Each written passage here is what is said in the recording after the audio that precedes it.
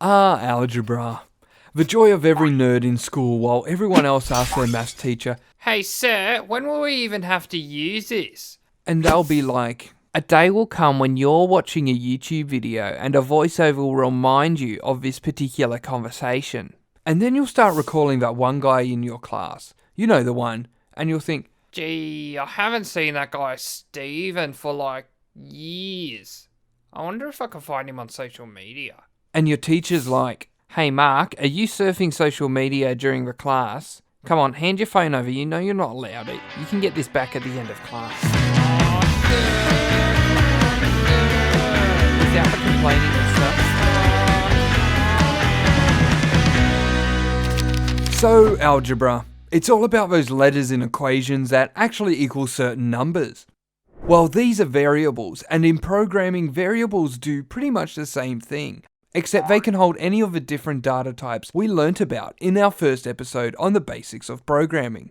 Now, there's a specific way in most, if not all, programming languages to define a variable. In PHP, the name of a variable must start with a $sign, like this. In JavaScript, a variable is defined by typing var, followed by the name of our variable. For both languages, your variable can use letters, digits, underscores, and $signs.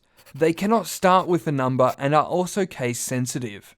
We also need to close off our definition of our variable with a semicolon. You're probably familiar with using a period or full stop to indicate the end of a sentence.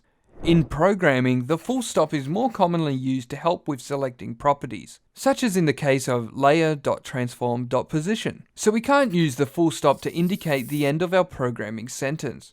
We still need to indicate the end of our programming sentence though, so for that we use a semicolon.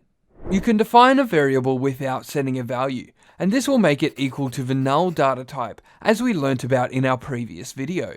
Moreover, you can also set a value for our variable by using the equal sign followed by a value.